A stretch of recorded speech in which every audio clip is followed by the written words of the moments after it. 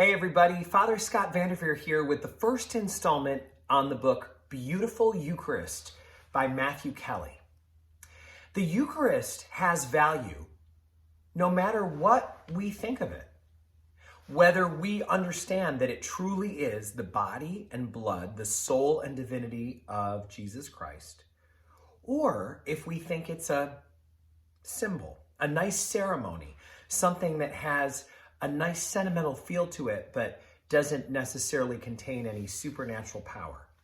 Regardless of our opinion about the Eucharist is the most powerful thing that we have to come in contact with God in the entire world.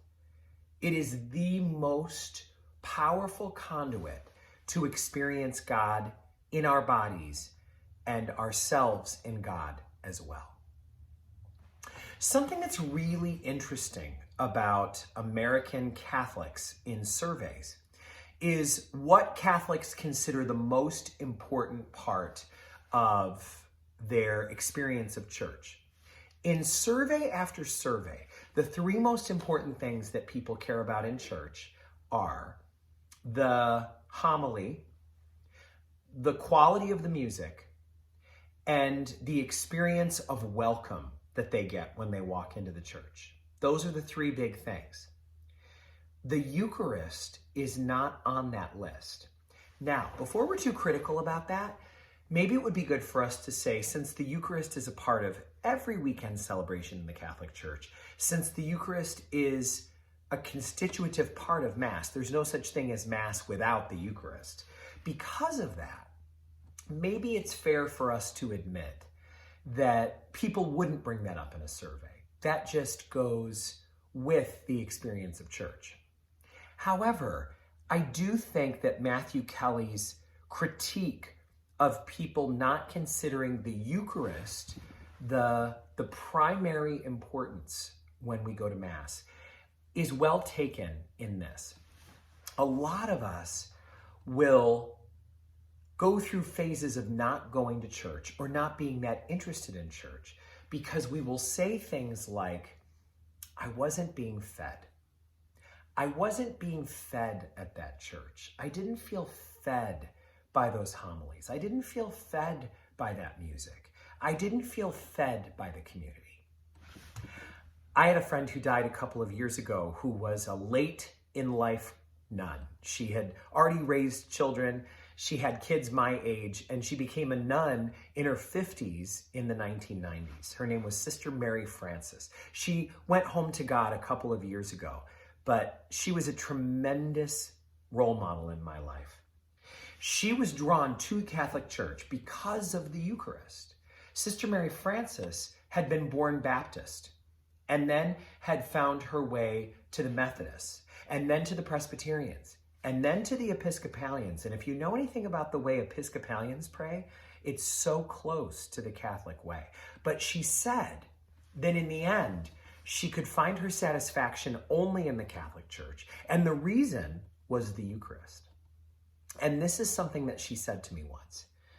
She was from South Carolina, so she had a drawl. And she said, "Sweetheart, I cannot abide when people say, I had to leave that parish or this parish because I wasn't getting fed."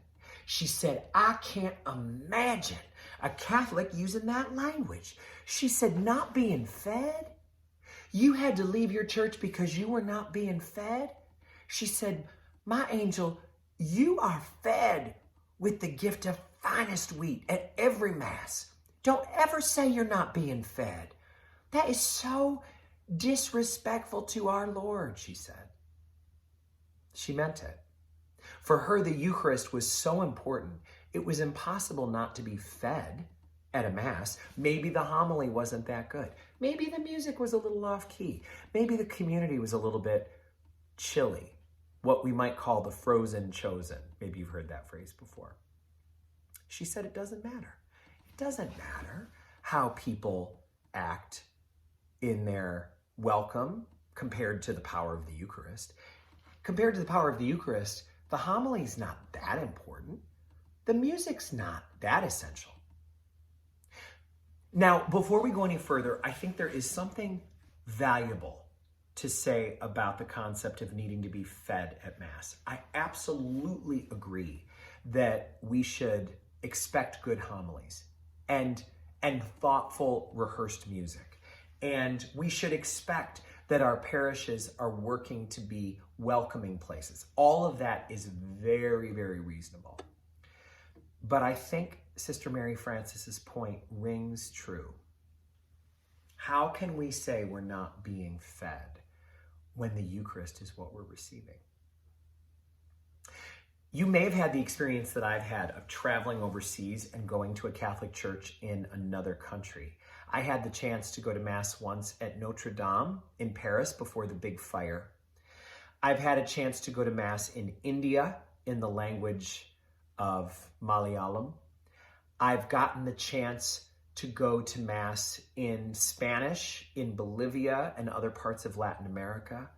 I've gotten to go to Mass in Swedish. I've gotten to go in a number of other languages. And in each of those experiences, I felt at home. I felt a deep sense of, oh, no matter how far away I am from home right now, I am truly home. And it's because I experienced the rituals of our faith and Jesus in the Eucharist. I didn't understand a word of the homily. It was in Malayalam or French or Swedish or Spanish or whatever. I didn't understand. But I understand the language of Eucharist.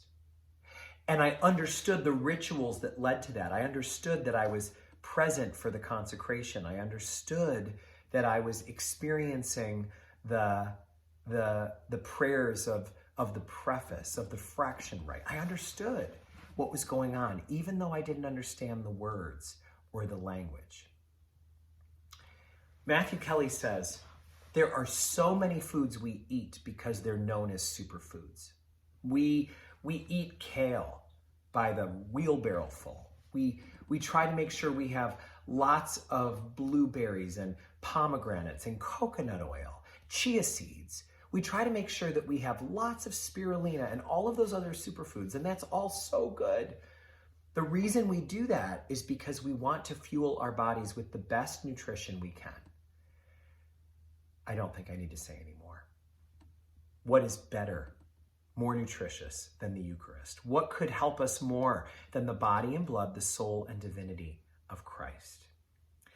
They say that we are what we eat in life. That's why we have to be careful of too many cheeseburgers, too much pizza, because we become what we consume. I don't think I need to say any more there either. The supernatural nourishment of the Eucharistic superfood can fight off so many spiritual illnesses. And you and I are so blessed to have access to such a powerful remedy for the biggest struggles of our lives. So let us give thanks to God for the gift of the Eucharist, and let us embrace the great gift of being able to connect with one another through the great gift of Jesus's real presence, the presence of God, body and blood, soul and divinity in our lives. I look forward to joining you on this series, and I look forward to being able to dive more deeply into the gifts and the treasures of the Eucharist. May God bless you all.